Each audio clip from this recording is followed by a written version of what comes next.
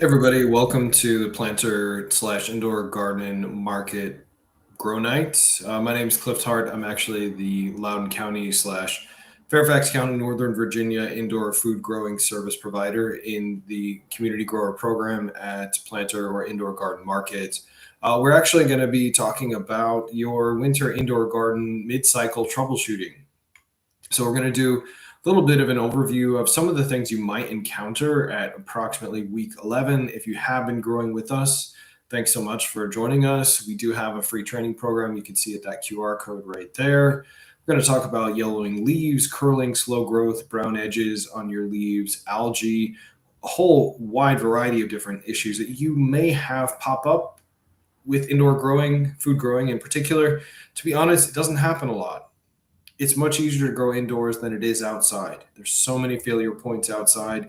So it is much easier if you are growing indoors as opposed to outdoors in almost any time of the year. Heat of the summer, obviously dead of winter, not much you can do outdoors, but you can grow indoors and get wonderful results. As a general rule, you can grow up to 75 pounds of greens, herbs, and fruiting plants in about the same size space as a coffee table. That is your metric for food sustenance, for sustainability, for maybe your own personal food revolution for yourself and your family. Lots of different ways of doing that. As I said before, free training program right there, indoorgardenmarket.com. You can grow along with us, get tips and tricks, and you can join our weekly live streams as well as free virtual classes all month, every month, all year, every year.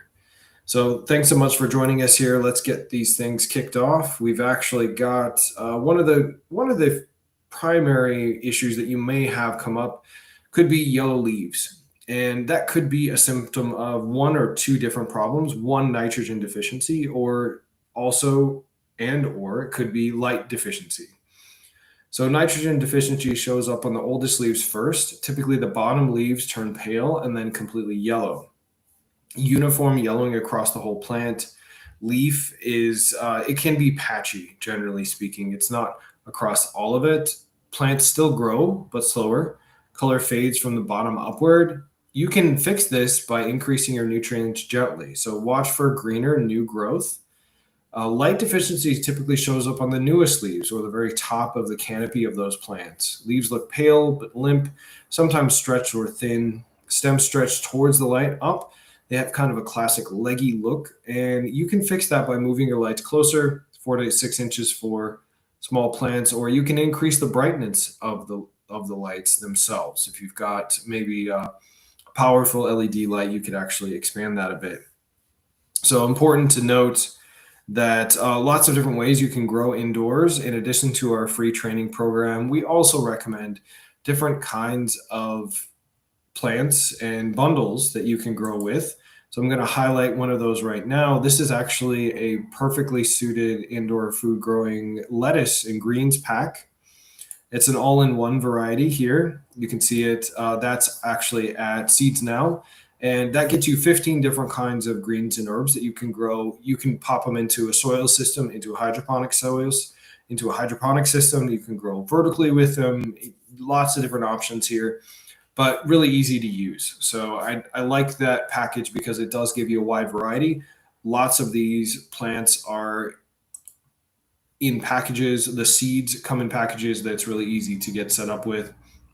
It's a general assortment, and they're all individually packaged. So you can actually just open up each of the packages, plant out a certain number of seeds that you might want to grow, and then grow.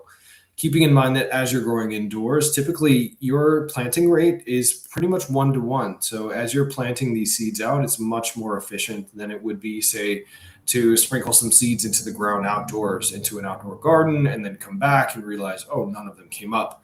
We are much more surgical and much more scientific about our growing when we're doing it indoors. So something to keep in mind, we've got actually a 10% discount on that leafy green pack right there. So do take advantage of it if you're growing indoors. Next up, one of the other problems, we might call this Problem number 2 of our night is brown edges and leaf burns. So nutrient burns look something like crisp brown edges starting at the tips. Leaves may curl downward at the edges. This happens after recent nutrient increase or top off typically. Fix for that would be to dilute your reservoir or reset it if severe. So you could actually pour out the old nutrients, pour in a fresh gallon that's balanced out. That's a really common way of doing that. Dry airflow can be another issue that turns the edges of the plants tan, not dark brown. Leaf feels papery, not crispy. It happens near HVAC vents, fans, things of that nature. So if you're growing indoors year round, absolutely when you kick either the HVAC on in the summertime or your heat on in the wintertime, you might see that. Now, less common, but also a possibility. If the lights are too close, then you can see pale yellowing on top leaves. You could have brown patches in the center and hot spots directly under the LED lights. Less of an issue now because the LED lights are typically a little bit, they're not as hot, generally speaking, so you don't normally see that, but it can absolutely happen. So brown edges and leaves. So let's move on to curling leaves. So the leaf direction can tell you a couple of different things. If you have a downward curl, or also known as the claw, that means you're overwatering. So soil could be heavy or compacted. Hydroponic plants may be sitting too deep in water or not getting enough oxygenation. Easy fix, more aeration, dry back cycle, and then reduce the watering frequency if you're planting inside of soil with an LED light over the top. Just an FYI, if you're planting, say, a bunch of greens, you can actually use somewhere between 30 to 50 watts of grow light in order to get good results for those greens and herbs. Another problem that you might encounter, upward or a taco look, and so that usually comes from heat or low airflow. Leaves will crop upward or curl upward to protect themselves. This is often paired with fast evaporation in the indoor environment. An easy fix for this would be to improve the airflow around the canopy and then adjust the light heat if you have anything like that. So twisting leaves usually is as a result of a pH imbalance.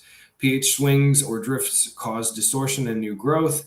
You can fix that by checking your pH twice a day for 48 hours, maybe stabilize the reservoir or go back to what we had talked about before, do a refresh. So basically pour out all of your nutrients and pour in a fresh batch. So it's quite an easy way of getting yourself fixed, getting those plants back on track generally. Next up, we've got slow growth in vertical towers. So a couple of different things that may pop up if you're growing in a vertical tower. Number one, pump timer settings. You might have too short settings, so the nutrient flow and the water flow is not actually going at the right cycle. That can result in roots drying out. If it's too long, you're getting too much water and nutrients flowing, you could get waterlogged roots and low oxygen environment. So typically the fix is 15 minutes on, 45 minutes off, or your system's recommended cycle. So if your system has a recommended cycle, it doesn't seem to be working, try the 15 minutes on for 45 minutes off and see if that doesn't help things get straightened out. One thing to note, light angles. So vertical walls can potentially block lights. Plants in the back could be shaded depending on whether or not you've got enough coverage of lights all the way around all sides. So it's perfectly okay to add a secondary light, maybe in front of a vertical system or behind it in the case where you don't have any light source, like say the sun, that's giving you a little bit extra. And you can even rotate the tower weekly. So shift the tower around, give it a little bit more light. That's possible. Root blockages, large root masses, blocking channels, that can absolutely happen if you've got, say, dwarf cucumbers, tomato plants. They have robust root systems. They can certainly block these channels. In addition, herbs, after they've grown long enough, they really form generous root zones. And so you might need to unstuck those as well. And last but not least, nutrient circulation issues. Pump might be losing strength. You could have a clogged filter, air or water filter, low water level.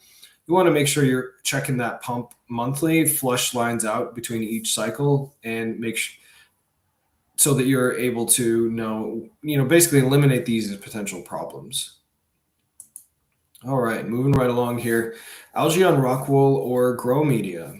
So algae, it's not generally an indication of a problem. It could be potentially, but in my experience, I've seen algae on many of my plugs in my hydroponic systems. It didn't mean that the plants were going to die imminently or there was any real issue, but why it happens is that as light hits that wet surface, then there's pretty much instant algae growth. You've got nutrient water in a rich environment, so you're going to get algae. And so that accelerates it. A couple of ways to prevent that, or at least slow it down, is to use covers, stickers, hydrodomes, maybe mesh pots to block the light from reaching that plug or where the root zone is. You can have net cups. Instead of clear or translucent ones, you could have opaque net cups instead of clear or translucent ones. And you can start seeds deeper in the cube. You can paint or tape over the unused holes inside of a larger cube. That tends to be a pretty good way of handling it. And we do have a great system for troubleshooting your plants. It's actually called the Plantin app. I'm going to bring up that code for you just a moment here. The Plantin app, it has a scanning function in it that allows you to scan your living environment, maybe your light environment, scan the plant itself, and it's going to help you to troubleshoot what's going on with your plants. It's really nice.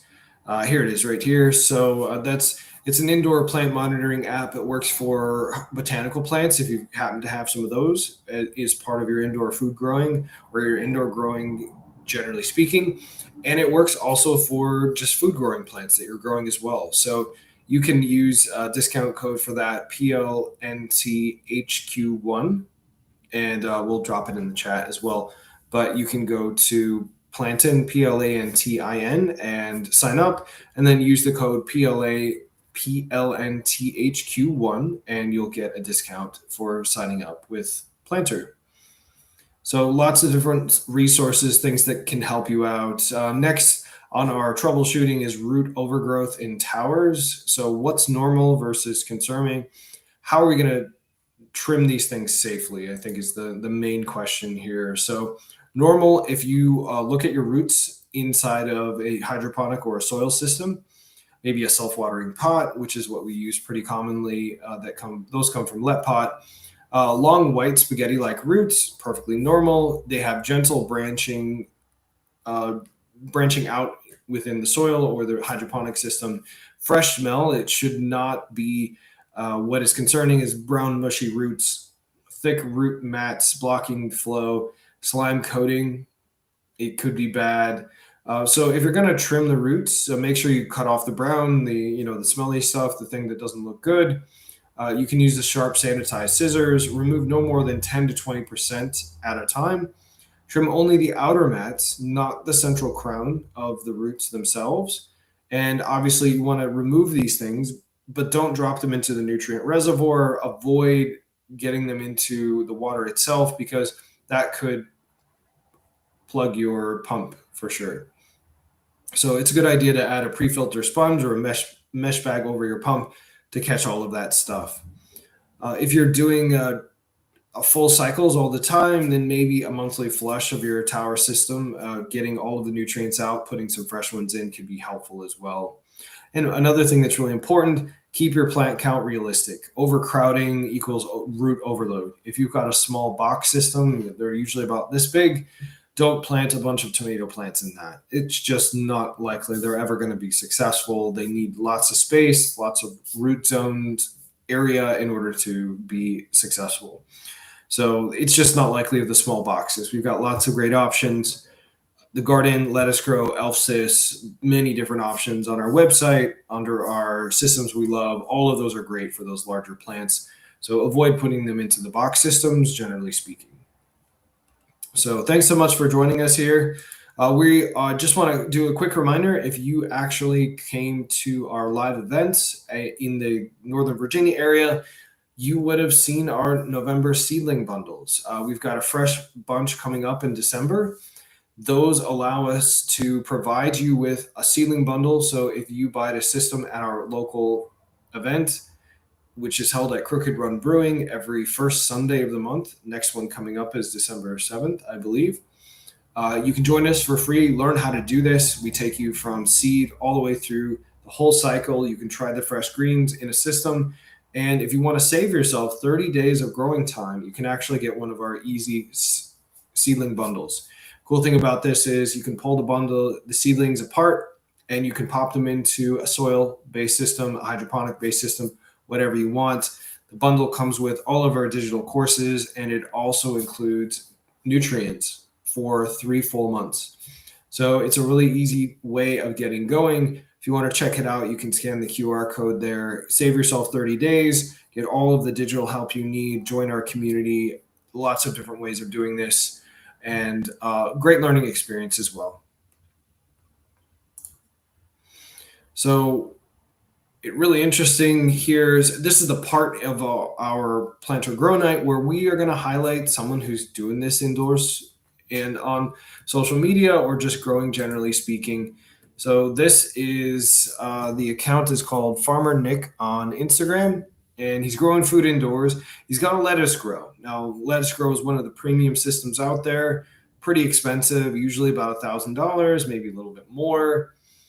He also does outdoor growing. Kudos to you, Nick, for doing both. I see many people growing only outdoors and they completely miss indoor growing, which is, I think, kind of sad because we've got so much opportunity indoors. A couple of things that he speaks about is just watching your pH, making sure you don't overcrowd, using the right kinds of plants in your systems is helpful as well.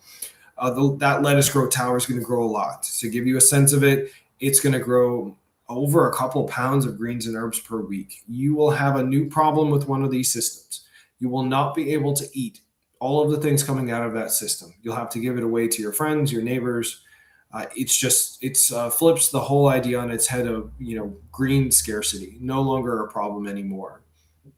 And that's really what we're about here.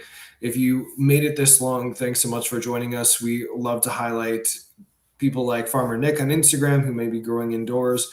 We'd love to hear from you. If you could share with #myindoorfoodgarden, we will find that and we will share pics that you might have, videos, anything that you could.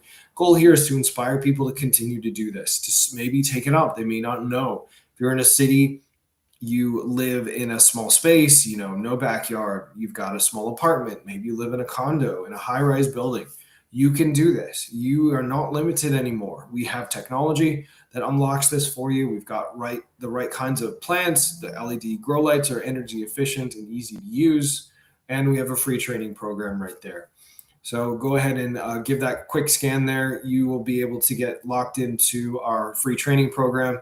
Grow with us 12 months out of the year, 4 full greens and herb cycles, and 2 full planting cycles for your tomatoes, cucumbers, things like that. We grow hundreds of years worth of actual food growing by shifting indoors in a very limited amounts of time when we all grow together. So really would like you to do that. And let's jump in next week. So, for people who are new to this might seem kind of strange, but it is possible to grow fresh food in your home in huge amounts in 10 minutes a week, only 10 minutes a week.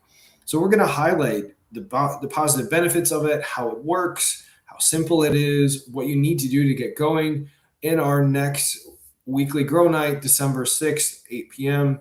That's indoor growing for busy people. If you thought that this was too complicated and you couldn't do it because it took too much time, you thought you'd have to weed and run around outside, you don't have to do any of those things. Honestly, if you just grabbed one of our seedling bundles and just switch that out every 2 months, you would be growing endless amounts of greens, herbs, and all kinds of food that you never expected, including things that you've never heard of, because we can do this indoors with all of these wonderful systems. It is truly a different way for humans to live. It's cheaper than grocery. It feels amazing, tastes amazing, and it's ready and waiting for you. So hope to see you at the next session. That will be next Saturday. Jump into our free training program at any time. We've got tons of free resources for you. And bottom line is, if you thought this wasn't possible before, please give it a shot. This is easier than you could ever imagine. You don't need to go outside. You don't need to do anything crazy. You don't need to weed. You don't need to do almost all of the problems that you thought you might have doing any kind of food growing for yourself. Doesn't apply here. It's just upside. So join us, and we would love to grow along with you.